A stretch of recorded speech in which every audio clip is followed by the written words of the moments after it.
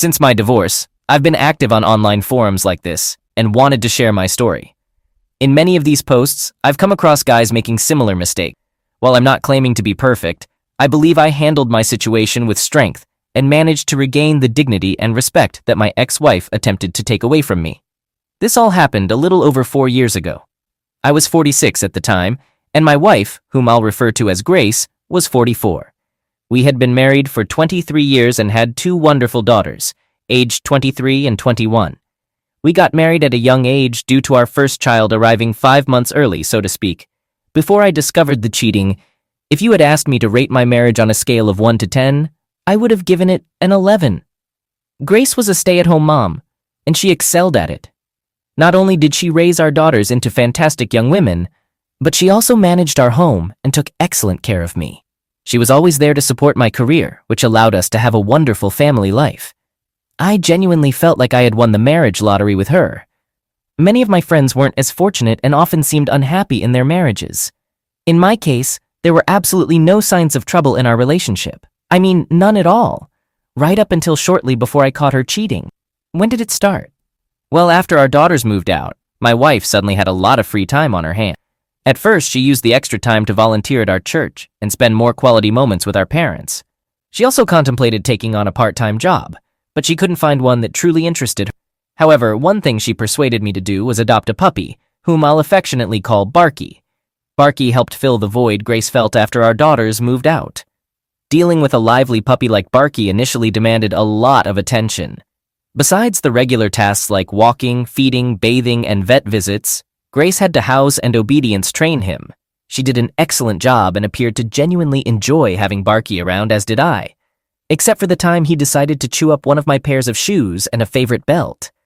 Our physical intimacy remained consistent, although it had slowed down somewhat over the years. Nevertheless, we still managed to be intimate a few times a week, which was respectable for a couple who had been together for over 26 years.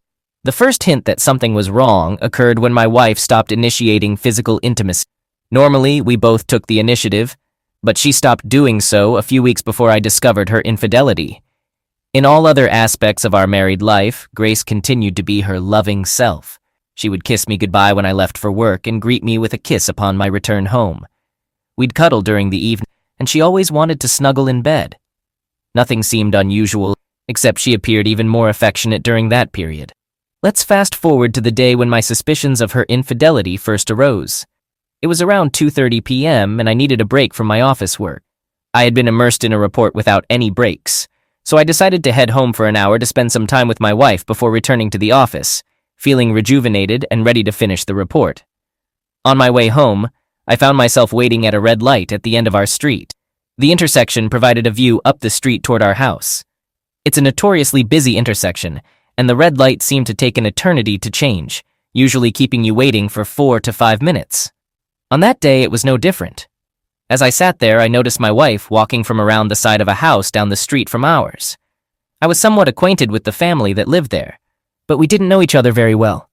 The husband had a trade business in town and we happened to be one of his customers. I won't disclose his specific profession to protect their privacy. Also, he, his wife, and their kids were part of our church community. Seeing my wife approaching our house, I pulled over to the curb, rolled down my window, and jokingly asked her, "Where have you been?" It was meant to be a lighthearted comment, but her response was far from what I had expected. Instead of a warm, "I'm excited to see you" look, I received an expression that seemed to say, "Oh no, I've been caught." When she got into the car, she appeared anxious and mentioned that their dog had escaped and was running up the street. She claimed to have caught the dog and led it back to their house while holding its collar. This struck me as odd because their dog, an 18-year-old collie mix I'll refer to as Lady, could barely walk, let alone run. So I asked my wife if they had gotten a new dog, to which she hesitated and replied that it was indeed Lady. Grace nervously chuckled and commented on how she had never seen Lady move so quickly. I then inquired about Barky's whereabouts, and she assured me he was at home. However, it was unusual because she usually took Barky with her on walks. Additionally, I noticed a strong scent of Old Spice or something similar on her. She explained it away, saying, "Yeah, that guy really douses himself in it." Let's call the man in question Tad and his wife Marcia. I asked her how she ended up with that scent on her, and she mentioned she might have brushed against Tad when handing Lady over to him. I also asked if Marcia was at home, and she replied that she didn't know. When we arrived home, she seemed jittery and began talking rapidly about various topics. I couldn't stand the cologne smell, and I told her to take a shower, mentioning that it was bothering her too. She went in for a quick shower, came out wrapped in a towel, and spent some time talking with me before I headed back to work. At this point, my intuition was on high alert, and I could sense that something was amiss. Then, a piece of evidence surfaced that solidified my suspicions. Before leaving for the office, I went to use the bathroom, the same one she had just showered in. As I went to wash my hands, I noticed that the hand soap dispenser was empty. I had to open the lower cabinet to fetch another bottle, and there, I spotted a pair of her underwear at the back of the cabinet draping over a shampoo bottle. When I reached back and picked them up, I realized they were wet and carried the scent of shampoo, as if they had just been washed and discreetly stashed there. The meaning of this discovery was not lost on me. I quietly placed them back on the shampoo bottle and closed the cabinet. My emotions were running high and I felt a surge of anger, a burning desire to confront the situation. But I managed to keep my composure. Instead, I swiftly left and returned to work. When I came home that evening, I embarked on my investigation. While Grace was occupied in the kitchen, I discreetly checked her phone, finding nothing suspicious. Then, I delved into the 7-day archive of our doorbell camera footage. Upon reviewing the footage, I uncovered that during 3 of the past 7 days, Grace had left the house without Barky and remained gone for over an hour. This was highly unusual as she never went on walks of that duration, and her friends were typically not home during the day. It was clear to me that she was meeting with Tad, but I needed solid evidence to confront her. The idea of hiring a private investigator crossed my mind, but the online listings were overwhelming, leaving me unsure of whom to choose. Then I recalled a coworker whose father was a retired police officer that had dabbled in private investigation work after leaving the force. I had played in a golf outing with him once, and he seemed like a trustworthy individual.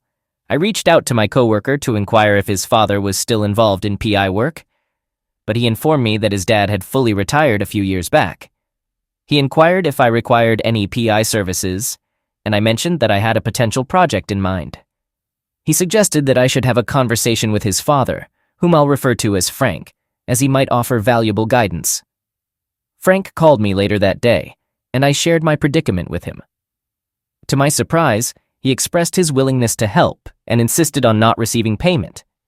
He mentioned that he enjoyed such work, especially since it got him out and about, which he missed. Frank went on to explain that he had stopped taking PI assignments a few years ago due to the extensive vehicle travel involved, which he wasn't keen on at his age of 82. I must say, he looked no older than 70. Given that my case seemed to revolve around the same street, he assured me that handling my job would be straightforward. I offered to pay him, and he accepted the arrangement. The next morning, Frank began his surveillance on our street, which continued throughout the week. However, he reported back with no significant findings. The only activity he observed was Grace walking Barky a few times daily. Frank advised me to be patient, explaining that my wife might have become more cautious after my near discovery. He assured me that based on his experience, people usually crack under such circumstances. During this time, my wife behaved as usual, and I managed to hide my anger while maintaining a facade of normalcy. Nevertheless, I chose to cease all forms of intimacy with her and avoided displaying affection whenever possible. At night, I intentionally sat in a chair instead of on the couch to prevent her from snuggling with me. I also adjusted my sleeping position in bed, turning to my left side and facing away from her, using the excuse of a sore back to discourage her from spooning with me. The next week arrived, and Frank reported seeing nothing unusual on Monday or Tuesday. Doubts started creeping in, making me wonder if it was all in my imagination. However, on Wednesday, as I was driving home, I received a call from Frank. He had something to show me, and it wasn't good news. According to him, Tad had returned home and parked in his garage around 2 p.m. Just 10 minutes later, my wife walked over and entered the back door of Tad's home. She stayed there for a little over an hour before returning to our house. Frank had captured video footage of Tad entering his house and of my wife quickly sneaking in and out. We met in a restaurant parking lot down the street, where he showed me these troubling videos. Frank proposed that he continue monitoring her activities for the remainder of the week, and I agreed. She repeated the same behavior on Thursday. During dinner with Grace on Wednesday and Thursday evenings, I asked her about her day. She only mentioned doing housework and walking Barky. This confirmation solidified my decision to divorce her swiftly and catch her off guard.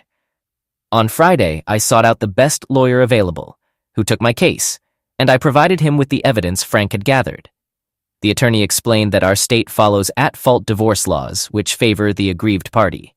He noted that although the videos and pictures weren't 100% conclusive proof of my wife's infidelity, they strongly indicated it. He expressed confidence that this evidence would likely exempt me from paying alimony. The attorney did mention, however, that I would need to divide any assets acquired during our marriage.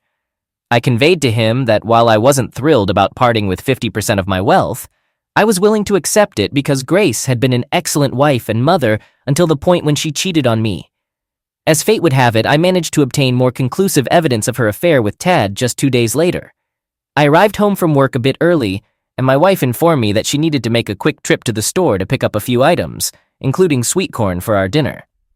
When she left, I changed out of my work attire and was in the process of placing my shirt in the laundry basket when I noticed a pair of her panties beside the basket. It seemed she had intended to toss them in, but missed. Now here's the unsettling part where I nearly lost my composure. When I picked up the underwear, I discovered they were damp in the crotch area and carried the distinct scent of both male and female bodily fluids. Instead of feeling sad or angry, it was as if I had struck gold. I quickly grabbed a plastic freezer bag and carefully placed the underwear inside. Then, I took the bag to the trunk of my car. Afterward, I washed my hands thoroughly with Dawn and baking soda using the hottest water I could tolerate. Grace returned and started preparing dinner, completely unaware of my discovery. In hindsight, I'm not entirely sure how I managed to get through dinner without confronting her, but I made a conscious effort to keep my emotions in check. After dinner, I even assisted her with the dishes. Later in the evening, I sat in the living room, working on my laptop, with a view of the kitchen and the laundry room. Grace entered the laundry room to start a load of laundry. I observed her from the corner of my eye as she anxiously searched for those underwear. She looked under the washer, then under the dryer, checked the shelves and the floor, and even pulled out the units to inspect behind them. She continued down the hall, seemingly in pursuit of those missing underwear. Eventually, she gave up in frustration and joined me in the living room. As I sat there, it struck me that at that very moment, my wife was carrying another man's DNA within her. It also became clear that she intended to wash those soiled underwear along with my clothes in the same laundry. The level of disgust I felt in that moment was overwhelming, and it fueled a deep resentment towards her that still lingers to this day. She utterly revolts me. Despite the many wonderful years we had shared, I will forever associate her with the betrayal and disrespect, and nothing else. The following day, I shared with my attorney what I had discovered. He advised me to hold on to the panties, as we might require them as evidence in court if my wife were to dispute the allegation of her infidelity. He mentioned that he would discuss the matter of the underwear during pre-trial discussions with her counsel once she obtained legal representation. He suggested that simply informing her that we possessed the article would probably be sufficient to dissuade her from contesting the claim. Now, it was merely a matter of waiting for my attorney to prepare the divorce papers so that I could confront my wife. In the interim, I confided in my parents, brother, and his wife about the situation. Their reaction was unsurprising: disbelief. They couldn't fathom that Grace could be involved in such a situation. They offered their assistance in any way they could. I expressed my desire for all of them to be present when I confronted Grace, and they readily agreed. When the day of the confrontation arrived, I asked my wife to invite our parents, brother, and sister-in-law over for coffee, as we hadn't seen them in a few weeks. She agreed enthusiastically, and mentioned she'd prepare some special desserts for the occasion. Upon returning home that evening, Grace and I had dinner and tidied up. Then she set the table with her desserts and brewed a large pot of coffee. Everyone arrived well before the appointed time and took their seats in the dining room. My nerves were on edge. As we gathered around the table, Grace served coffee and desserts to everyone. For a brief moment, I felt guilty about what I was about to do, but that sensation quickly faded. After everyone had been served, I informed the group that I had a surprise for my wife. She looked at me with affection in her eyes, anticipating a special announcement. I'll never forget that expression for as long as I live. I then proceeded to reveal that I knew about her month-long affair with Tad, whose last name I mentioned. My family sat in silence, while Grace's parents were utterly speechless. Initially, Grace attempted to feign ignorance, asking me to clarify what I meant. Soon after, tears welled up in her eyes, and she vehemently denied any wrongdoing, claiming it was all a colossal misunderstanding. I informed her that a private investigator had been meticulously tracking her activities for the past month, perhaps with a bit of exaggeration, but the point was made. I then revealed the existence of multiple videos capturing her clandestine visits to and from Tad's residence. In response, Grace offered an explanation, asserting that she had been going there to assist him with his dog. I pressed her to clarify why she had been alone with a male neighbor inside his home without his wife present, and without informing me. I repeated my request for an explanation, and her response was a stammered attempt to conjure something plausible. She eventually broke down into heavy sobs, insisting that it wasn't what it appeared to be. I played my trump card, revealing that I had found a pair of her soiled underwear and had them subjected to testing. I stated that the results showed the presence of another man's DNA, not mine. While I may have stretched the truth a bit, it had the desired effect. She shifted from claiming a misunderstanding to apologizing profusely and begging for my forgiveness. Her lies and the attempt to gaslight me were repulsive. Amid her sobbing and with her hands folded as if in prayer, she looked at me, imploring me for leniency. I remained silent. This continued for several minutes until she lowered her head onto the table and continued to cry. Her mother approached to comfort her. I then informed my parents, brother, and sister-in-law that it was time for us to leave. Grace, with a tearful gaze, inquired about my intentions, and I conveyed that I was moving out until our divorce was finalized. At that moment, her tears flowed as if she were enduring unbearable torture, and once again she laid her head down on the table. My sister-in-law, Sael, then joined her mother in consoling her and guided her back to our master bedroom. Her father turned to me, utterly bewildered, and asked, "What in the world just happened here?" He couldn't fathom the situation and began apologizing profusely to me. My Sil emerged from the bedroom and proposed that we depart, with her remaining behind to offer support to Grace and her parents, ensuring everything was okay. My CIL holds a special place in my heart, like an older sister, and I deeply appreciated the assistance provided by her, my brother, and my parents as I navigated my divorce. I spent the night at my parents' house, and the following morning I reached out to my daughters to share the news. I disclosed every detail. They reacted with shock and sadness, struggling to comprehend how their own mother could engage in such behavior, especially with Mr. last name. Of all people, they were acquainted with his children and were profoundly upset by the entire situation. They mentioned their intent to call her together after our conversation, expressing their desire to express their anger and potentially sever ties with her forever. In fact, I conveyed my support and pride in them for taking such a stance, which they ultimately did. The next day, I noticed 7 missed calls from Tad's business line. At that point, I surmised that my wife had alerted him, and he was likely attempting to contact me to prevent me from informing his wife. This only intensified my frustration. Therefore, that afternoon, I visited the insurance agency office where Marcia was employed to have a conversation with her. I have my homeowner's insurance policy with that agency, so when I arrived, the agent assumed I had a policy-related question. Fortunately, the office was empty, so I asked if she had a few minutes for a private conversation. She agreed, confirming there were no other staff members present. Without beating around the bush, I broke the news to her. Initially, she found it hard to believe, but when I showed her the videos, she began to cry. I then informed her that my wife had already confessed to the affair and disclosed that it had been occurring at their house for approximately a month. Again, she expressed disbelief, but mentioned that she had detected an unusual perfume-like scent in their bedroom recently. I explained that it was likely my wife's perfume. I also shared a similar experience when my wife came home one day smelling of cheap cologne. Curious about my plans, she inquired, and I revealed my intention to file for divorce. Upon hearing this, she burst into tears once more, stating that she couldn't believe this was happening.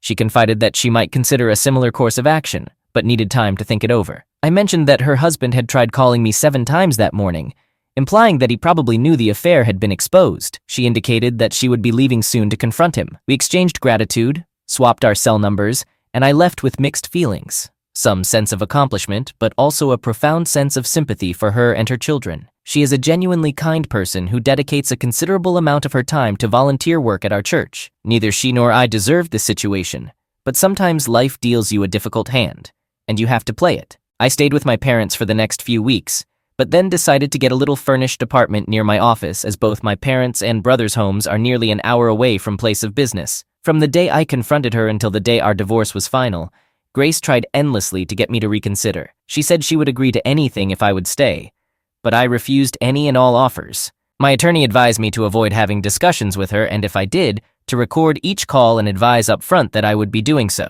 So, that's what I did. If she left me a message or texted me regarding our relationship, I just ignored her. But if it was something about the house or our kids, I talked to her. Inevitably, on each of these calls, she turned into a sobbing, groveling mess. Each time I ended up sternly telling her reconciliation was never going to happen, and she should take that possibility off the table. After multiple calls like this, one day I reached a breaking point and told her she should pursue a relationship with Tad now, as they both will soon be free. She cried and told me not to say that. She said she hated him and wants nothing to do with him. I said, how can then be so? When she risked our marriage and future together just to have sex with him, she just cried and said she doesn't know and to please never mention him again, as she wanted to die for what she did. She told me I was her whole world and she really didn't have anything else worth continuing on for except our kids. I told her she should have thought about that before cheating. Our divorce was eventually concluded and it was civil, though not without some last-minute drama. During the courtroom proceedings, my wife requested to speak, which seemed to catch her attorney off guard. She turned towards me and expressed her desire to apologize on the record for her actions and to thank me for the wonderful life I had provided her.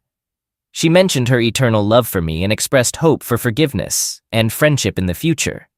In response, I simply said, "Thank you, Grace," and turned to face the judge. While forgiveness may be unlikely, I did appreciate her statement. The judge inquired if I had anything else to add, to which I replied in the negative.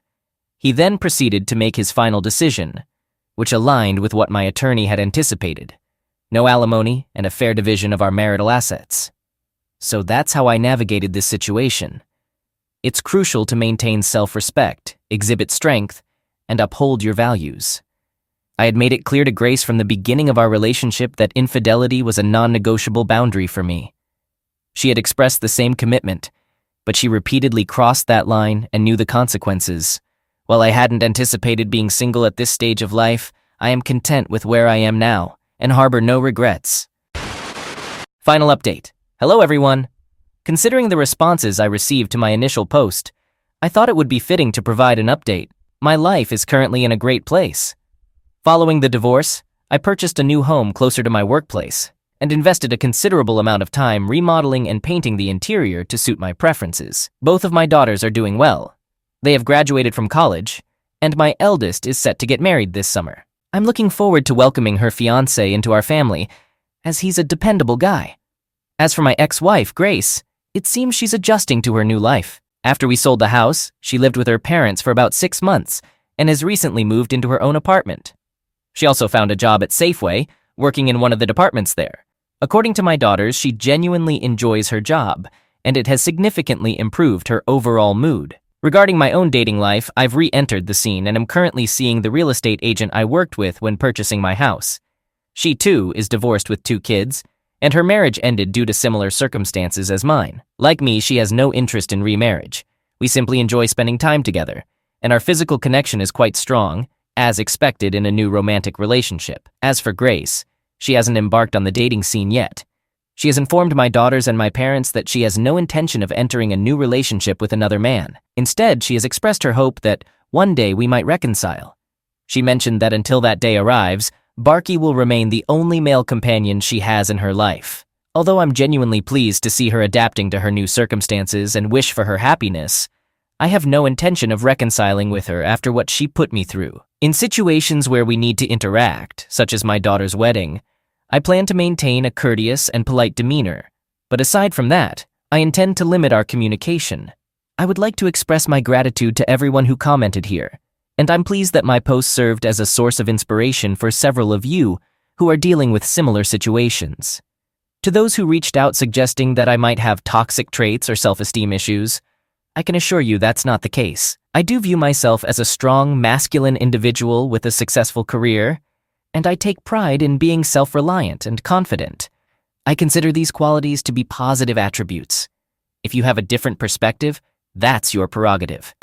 All right, that was a fun story. Now let's move on to another exciting one. Stay tuned and let's dive in. I'm a 32-year-old male, and I've been in a relationship with my wife, who is 31 years old, for a total of 11 years, with 8 of those years being in marriage.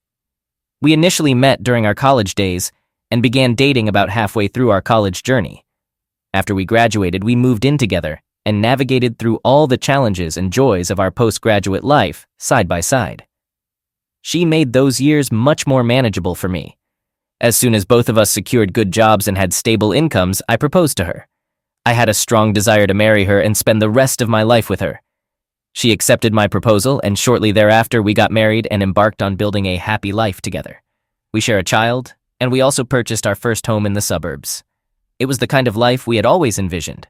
Both my wife and I are committed and diligent workers, which led to us receiving numerous promotions and opportunities within our respective careers over the years. About a year ago, my wife earned a significant promotion at work, which granted her a personal office and an assistant. I attended all the office gatherings and parties with her. It was a close-knit work environment with all the employees. As time passed, we lost touch with most of our college friends, but we formed a pleasant circle of friends among our coworkers. One day, completely out of the blue, I received a text message from one of her coworkers, someone I considered a good friend, informing me that my wife might have engaged in inappropriate behavior with an intern. I was utterly taken aback by this news, and initially found it hard to believe. When my wife returned home, I showed her the message and asked her about it. She assured me that she had no idea what her coworker was referring to, but she intended to speak with him first thing the next morning to clarify the situation.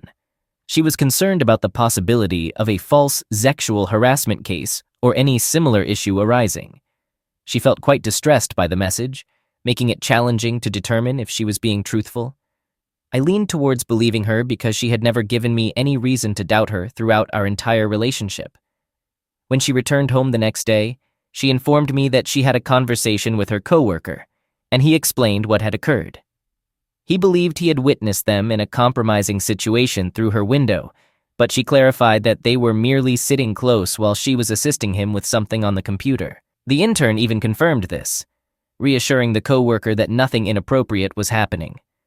I felt relieved that it seemed the issue had been resolved. I didn't suspect my wife of cheating on me, but it was reassuring to know that she had addressed the matter with her coworker.